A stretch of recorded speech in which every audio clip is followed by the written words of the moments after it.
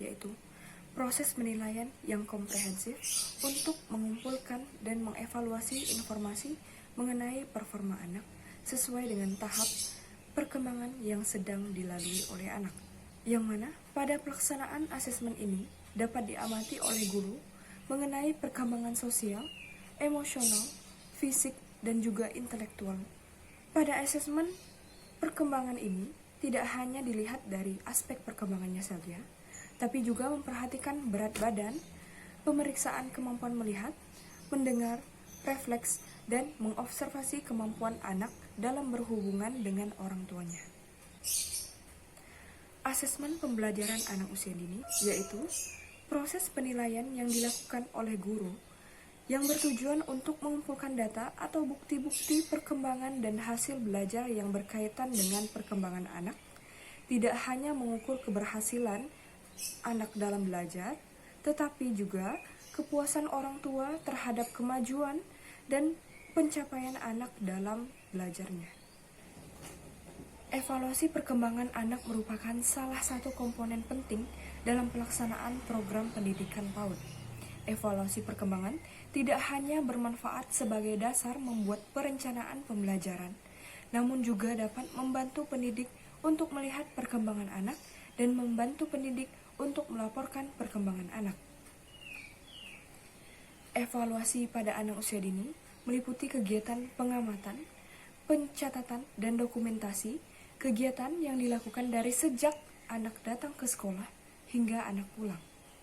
Dengan melakukan penilaian, pendidik dapat memahami perkembangan anak dan kemajuan-kemajuan yang dicapai selama mengikuti program di sekolah. Evaluasi pembelajaran merupakan kegiatan yang sangat penting dalam proses pembelajaran.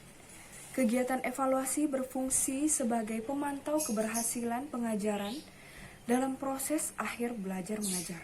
Informasi dari hasil evaluasi pembelajaran sangat diperlukan guru untuk meningkatkan mutu kegiatan belajar mengajar di dalam kelas. Jadi, evaluasi pembelajaran adalah pengambilan keputusan atau pengambilan tindakan yang dilakukan oleh seorang guru terhadap siswa melalui cara mengumpulkan informasi tentang siswa dalam pertumbuhan dan berbagai aspek perkembangan secara berkala terhadap proses dan hasil belajar siswa.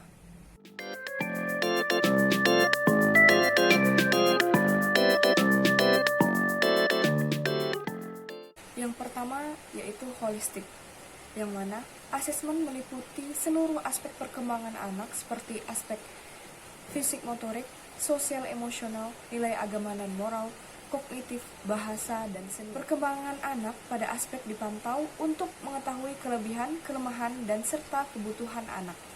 Yang kedua, autentik, yang mana asesmen dilaksanakan melalui kegiatan yang nyata, fungsional, dan alami dengan harapan hasil asesmen menggambarkan kemampuan anak yang sesungguhnya.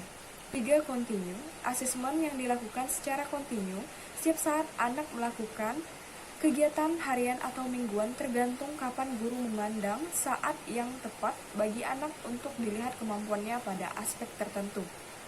Yang keempat, individual. Asesmen dilakukan untuk melihat perkembangan setiap siswa secara individual, meskipun mungkin dilakukan saat anak melakukan kegiatan kelompok. Hal itu didasarkan atas prinsip keilmuan PAUD yang menyatakan bahwa setiap anak pada dasarnya unik, memiliki bakat, minat, dan kemampuan yang berbeda. Dan yang kelima, multisumber. Asesmen dilakukan pada berbagai konteks. Sebagai contoh, untuk melihat perkembangan motorik halus pada seorang siswa, guru dapat melihat saat kegiatan menggunting, mewarnai pola, menggambar bentuk, dan menempel. Selain observasi dan hasil karya anak, guru juga dapat mendiskusikan hasil pengamatan kepada orang tua, anak, dan para profesional agar informasi yang ia peroleh semakin lengkap.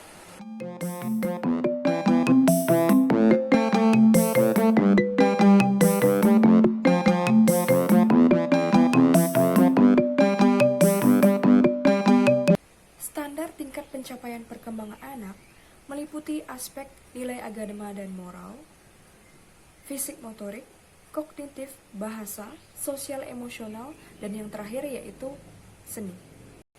Yang mana nilai-nilai agama dan moral meliputi